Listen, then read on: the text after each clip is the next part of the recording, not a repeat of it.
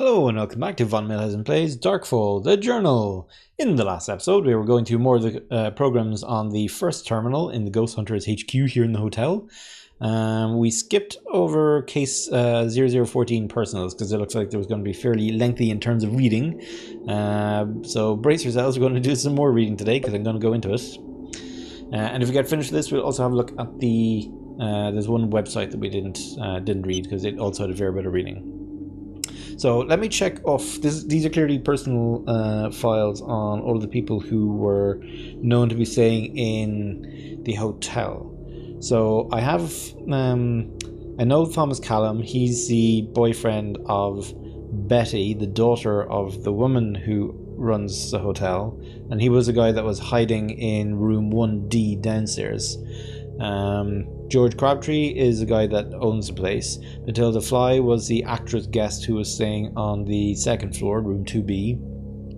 Gloria Grabble was the miserable old cow that was staying in room 1E downstairs that seemed to have some kind of blackmail kind of thing going on, maybe with Matilda Fly.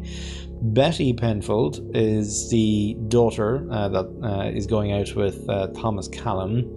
Edith Penfold then is Betty's mother, and Andrew Vernie was nice Mr. Vernie, who was staying in room 2E, and he was a guy that was into astronomy and all that kind of stuff.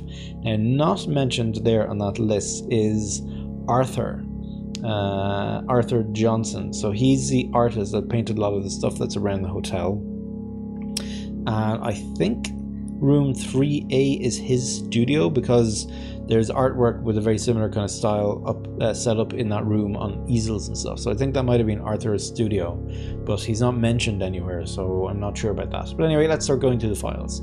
First of all, Thomas Callum, age at time of event 19. Event, I'm assuming, being the disappearance of everybody from the hotel. Occupation, farmhand. Connection to hotel, knew Betty Penfold, may have stayed.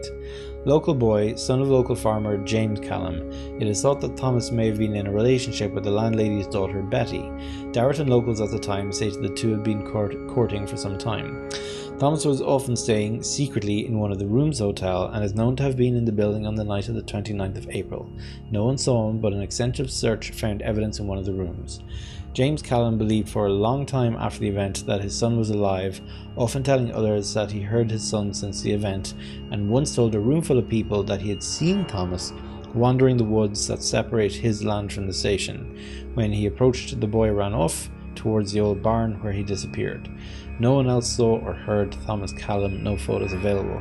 Now, in the last episode, we saw a note on one of the photographs. No, I think it was one of the sound recordings. It was the one taken up in the attic, and there was a mention that through the window, the recording was taken at the daytime, that through the window upstairs in the attic, that they could see down into the woods, and there appeared to be a building there of some variety. I wonder if that's the old barn that's mentioned here. I don't think we can get there in the game. I think where the game is based purely in the hotel and the train station area. But I wonder if that's what they're referring to. No photos available. George Crabtree. Ah, okay, so that is definitely the guy that all the paintings of in what I'm calling Arthur's studio are about. George Crabtree. Age at time of event 61. Occupation, landowner and owner of hotel. Connection, hotel, owner and resident. Room, dark room, studio on the 3rd floor. George Crabtree was the owner of the station hotel after it was passed to him by his father, who built it in 1885 on the site of an old inn or public house. Although he took an active role in the running of the hotel, decorating it and providing much of the photographic artwork, he left the general work to the Penfold family. Originally presided over by Frank Penfold until he passed away, leaving Edith Penfold to run the business. Crabtree stayed in both the hotel and the family home, Crabtree Manor, near the hotel. He was often seen walking between the two. Crabtree was a keen photographer and had a strong interest in the paranormal, especially ghosts and ancient folklore. We suspect that he was carrying out some sort of experiment leading up to the night of April 29th. Nigel has been able to enter the dark room, but only after solving a quite elaborate locking system. It would appear that Crabtree had a keen sense of humour and a sense of adventure, and we hope to enter his studio soon. The Crabtree family sealed his room after the original police investigation and have left it so since. They very rarely mention George after the event, removing his name from the family tree. Now, the studio they're referring to, we have previously seen in some of Polly's files that she's referring to it as the locked room that she wanted to Scooby-Doo her way into. So that's the door that's still locked. That's not the artist studio that they're referring to. That artist studio is definitely a different room. We've also learned before that George has 2 rooms on the 3rd floor. So we've been in his bedroom, but his studio is that locked door that we haven't opened yet. We need to find something to push into the keyhole. Matilda Fly. Matilda Fly, age at time of event 40, occupation actress, connection to hotel, guest, room 2B. Matilda Fly was well known in 1947. She was a popular stage actress and appeared in the West End classics such as The Rat Trap and Paradise of Fear. Fly left London on the night of the 27th of April after a series of negative reviews. It is unknown why Fly was staying in the hotel, and some have thought she may have been stopping over before travelling on to somewhere else.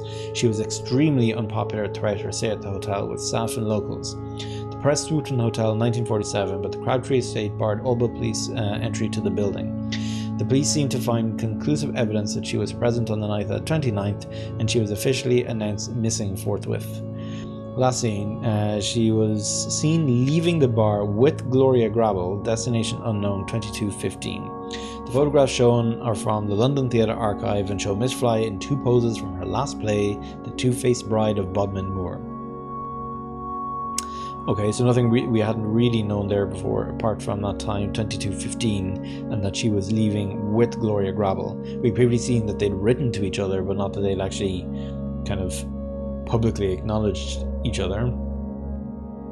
So, Betty Penfold. Name, Betty Penfold. Age at time of event, 18. Occupation, hotel maid. Connection to hotel, see above. Betty, daughter of Edith and Frank Penfold, worked in the hotel. She appears to have undertaken every job going and was well known and well liked throughout the village at the time. She was born in Dowerton and stayed here until the night of her disappearance. She had a natural love and sense of music, which she often put to use in the station bar, where she and her mother would put on regular musical nights, inviting locals, guests and others to attend and join in the merriment. Betty is thought to have been in courtship with a local boy, Thomas Callum, though she is thought to have hidden the details from her mother. Last seen, it is likely that Thomas was the last person to see her, although there is no evidence of this. Apart from that, she was last seen in the bar, cleaning up after the party. Her mother was with her. Okay, again, nothing too new there. Edith Penfold. Name, Edith Penfold. Age at time of event, 53. Occupation, landlady, the station hotel. Connection to hotel, landlady and manager. Edith Penfold, mother of Betty, had been running the hotel for a few years following the death of her husband Frank. She was well liked throughout the village and no one had a bad word to say against her. Our investigation of the hotel has revealed that she had a bedroom on the upper floor and presided over tasks in the reception and kitchen. A note, handwritten by herself, still remains in the reception. It is to her daughter and is an uncanny reminder of how suddenly she and the others vanished that same night. She was about to retire to bed after leaving instructions for the morning staff. It is unlikely that anyone read the note until the police arrived. It has stayed there all this time and has now been read by ourselves. 2 images scanned from materials found in the upper bedroom. Okay, and finally, Andrew Vernie. Name, Andrew Vernie. Age at time of event, 51. Occupation, writer and astronomer. Connections hotel, regular annual guest, room 2E. Semi-popular author of astronomy books and manuals. Often came to the station hotel to view the clear night skies, staying either at Easter or late October. Some of his books still remain in room 2E. Last seen. Vernie was seen by several people in the bar of the hotel, and he is said to have been in a celebratory mood and was asking after George Crabtree. The source of his celebration is unknown, but was overheard by James Callum, father of Thomas, who was attending the sing-along bar, to be talking about constellations. Now we know that he had discovered a new constellation that had appeared that night that he was observing. He left the bar after having a few words with Edith and appeared to hurriedly retire to his room at 23:30. Further movements unknown. Okay, now we can't click, I think, on any of these photos or anything. No.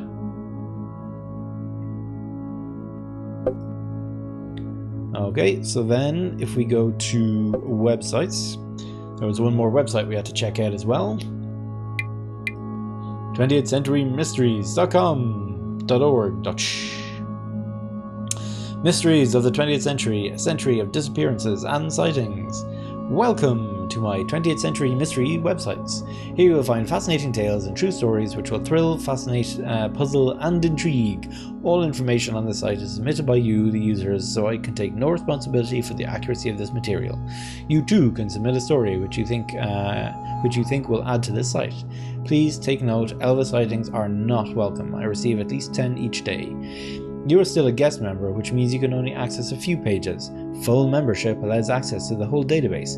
We currently have 302 members, which we hope will increase in time. Whatever happened to Flight 19?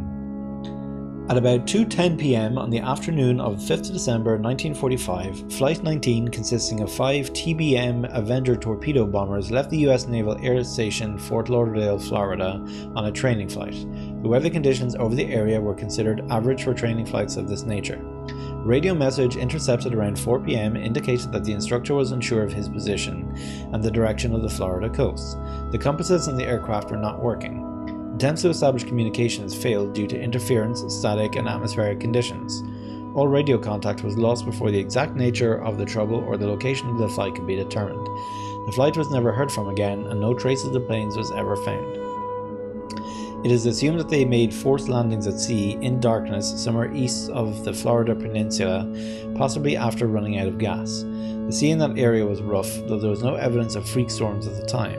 All available facilities in the area were used to locate the missing aircraft and help them return to base. No trace of the aircraft was ever found, even though an extensive search operation was conducted until the evening of the 10th of December 1945.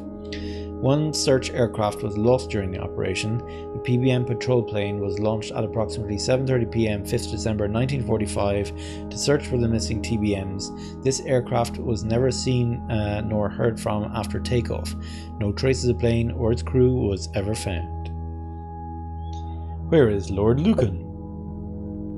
Oh wait, can we click on these pictures? No. Okay. Where is Lord Lucan? Lucky Lord Lucan vanished in 1974 after his children's nanny was found bludgeoned to death. 2 decades later, the Earl is still accused of killing Sandra Rivet and of attempting to murder his wife Veronica. The 29-year-old nanny was battered to death in a dark basement after being attacked with the lead piping in the Lucans' luxurious London home. Lady Lucan, his estranged wife, believed by police to have been the target of attack, was then attacked and seriously injured. Lord Lucan, a well-known gambler who had fallen into debt, left letters protesting his innocence and then vanished without trace. Lucan was last seen alive at Uckfield on Britain's south coast later that day. A car he had borrowed was abandoned 18 miles away.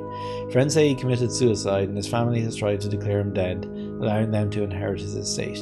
Police believe that Lord Lucan may be living in southern Africa.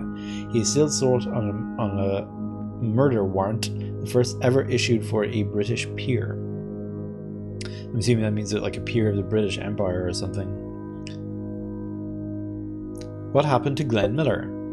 Glenn Alton Miller, 1904 to 1944, trombonist and bandleader. Miller was the most popular bandleader in the world. He joined the US Army in 1942. As part of the Army's morale building, he formed the Glenn Miller Army Air Corps Band. He was in England in December 1944. He took off in a small plane bound for Paris to finalize arrangements for a concert. The following day, his band reached Paris to find no trace of him. Miller had never arrived. No trace of Miller or his plane was ever found. Where is Matilda Fly? Matilda Fly, the stage and screen actress best known to the 30s and 40s, disappeared in April 1947 following a season of badly received performances. She was, just before vanishing, appearing at the Empire Theatre in the play The Two-Faced Bride of Bodmin Moor. She left the stage during her performance and was never seen again. There were rumours at the time she left London completely and fled to the countryside of Dorset. Later that same year, evidence was discovered that implies Miss Fly was a guest at the Station Hotel Dowerton. This location may ring bells with some readers, as it is famous for other disappearances. As many as 12 people have vanished in and around the location, but no one has ever been able to establish any cause.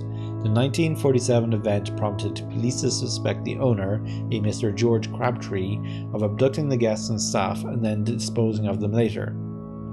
No proof has ever been able to prove or disprove this theory. The hotel still stands but is not accessible to tourists. It is still owned by the Crabtree family, who refuse any access to the area. What happened to Amelia Earhart? American aviation pioneer. In 1928, she became the first woman to fly across the Atlantic. On June 1st, 1937, Amelia Earhart set off to fly around the world. The flight took her via Miami, Puerto Rico, Africa, Karachi, Calcutta, Rangoon, Bangkok, Singapore, and Bandung. Amelia reached New Guinea on June 29th. She had flown 22,000 miles and there were 7,000 more to go. Amelia left New Guinea at precisely 00 hours GMT on July 2nd. The plane was loaded with 1,000 gallons of fuel, allowing for 20 to 21 hours of flying. At 8 AM GMT, Amelia made her last radio contact with New Guinea. She reported being on course for Howarth Island at 12,000 feet. At 19:30 GMT, this transmission was received from a plane at maximum strength. KHAQQ calling it Saka. We must be on you but cannot see you. Gas is running low. At 20:14 GMT, the last voice transmission from Amelia was received giving her position. By 21:30 hours GMT, it was realized that Amelia must have ditched at sea. Search procedures were implemented. It is thought the plane went down some 30 to 100 miles off the coast of Howland Island. A life raft was on board, but no trace has ever been found of the raft. Experts said that the empty fuel tanks could have kept the plane afloat for a period of time. President Roosevelt ordered a search of 9 naval ships and 66 aircraft at an estimated cost of over $4 million. On July 18th, the search was abandoned. Okay, and that I think is... Oh wait, hang on, there's a new website has appeared in the list, the Seeker Pagan. Sorry, www.the_seeker.pagan.org. I don't think there's anything else on this mysteries website. God, it's so slow to load. No, okay, so this site wasn't here when I was going through the websites in the last episode. Intriguing. Oh, and now it has vanished. The Seeker, cross my site with web hits and learn thy past, mortals. Enter your birth details and find your previous self. Enter thy birth date here, mortal. Ask. Welcome, mortals. I am the Seeker. I can see your previous life. It is a much more interesting one than the one you live now. You will be amazed. Enter your birth date. For example, 7/11/74. Click Ask and prepare to be taken back through the mists of time. Okay, and if we put in 7/11/74, 07/11/74, ask. I see that you were a female in your last earthly incarnation. You were born somewhere in modern Korea around 1500. Your profession was dramatist, director, musician, bard. Your brief psychological profile in that past life: you were sane, practical person, materialist with no spiritual consciousness. Your simple wisdom helped weaker and poor. Lesson that your past life brought to present. You should develop your talent for love, happiness, enthusiasm, and to distribute these feelings to all people. Right. Let me leave that for the moment. I have a couple of ideas. First of all, I want to jot down some of the details we came across. Was it in the Ouija board stuff on that website? Which one was it? Oh, and we haven't checked out Han Peripheral Help. I want to jot down the Ouija board stuff. I want to jot down some of the birth dates for people if they're available. Let me check out the case for personal. So they actually give people's birth dates? No, it just gave their ages, which isn't going to be sufficient. I was thinking maybe if we had the birth dates for some of these people that we might be able to put them into that weird website and get back some kind of freaky response. But I will have to keep the whole date thing in mind.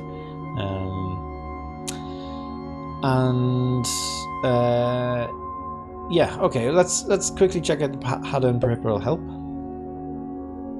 Detected peripherals, rad vision goggles. Now, I haven't seen these anywhere yet, but I'm hoping we can pick these up, because they've been mentioned a few times. Haddon product code 000242. Name, rad vision goggles. Use, able to view radiation waves invisible to the human eye. Can detect and project radio waves long after they were first transmitted.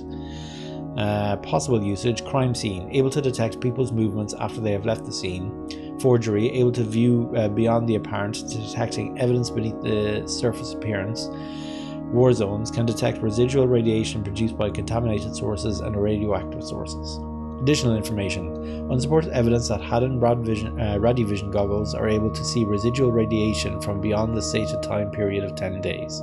Some evidence to show goggles may have a max viewing level of beyond 10 years. 10 years? Recent range experiments found residue from more than 100 years. Intriguing. And the Elec Mag tracker, which is what we have down here in the corner, this yogi. Product code 000242 on. Electromagnetic tracker. Use, able to detect electric and magnetic pulses and signatures undetectable by organic matter. Possible usage, corporate use to detect potentially harmful radiation that can damage advanced computer systems and peripherals. Military, to detect movement sensitive mines and weapons. Home, to detect electric cables beyond walls. Physical sciences, electromagnetic pulses, natural or supernatural. Additional information, minimize local electrical sources from max effect. Localized power sources can result in false readings. Best results achieved by leaving on standby and watching the pulse meter, which is what we're doing there. Okay, so we don't have the rad vision goggles yet, but maybe we will find them somewhere in the room. But I will leave that until the next episode. So thank you very much for watching, and I will see you next time on Von Milhausen Plays Darkfall, the Journal.